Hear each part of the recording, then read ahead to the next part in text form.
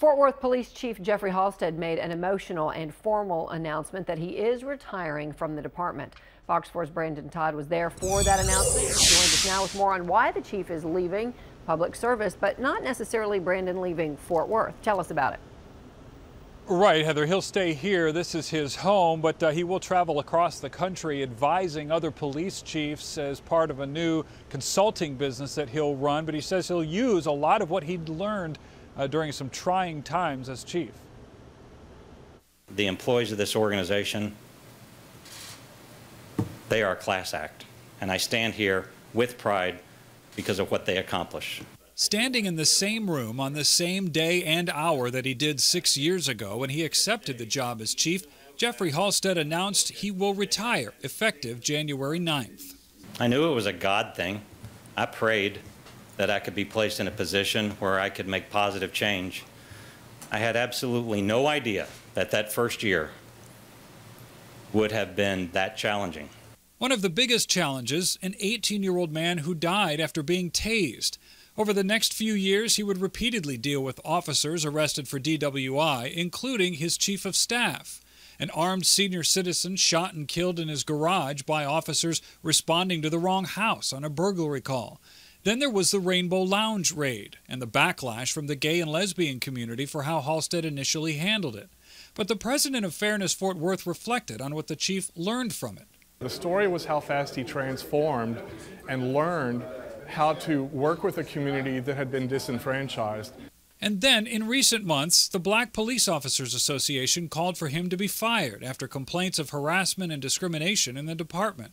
An outside investigation found no evidence of racial discrimination, but the chief apologized on a video posted on YouTube, admitting he made some bad decisions.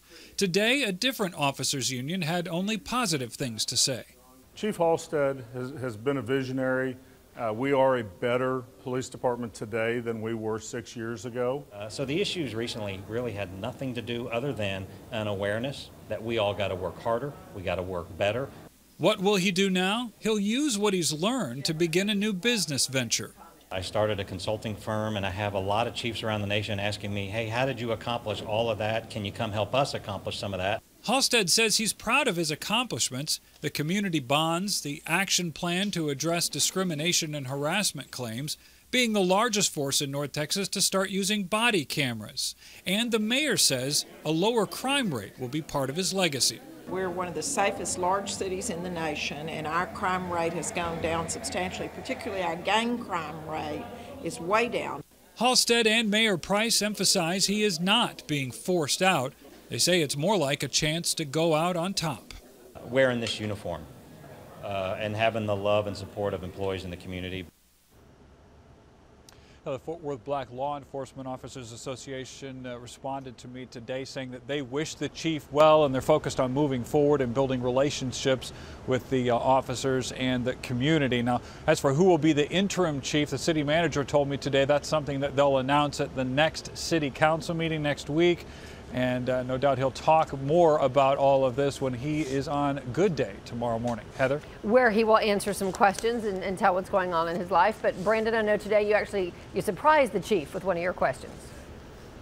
Yeah, surprised him and made him laugh, actually. I asked him about how he would advise another chief on how to handle the media. So after a little joking back and forth with all of us, he said that the way that he handled things over the last 6 years is not the standard moving forward. He said chiefs nowadays have to get their facts together much faster and respond to incidents much faster if they're ever going to build relationships with the community. Heather? All right, sounds good. Brandon Todd, thank you.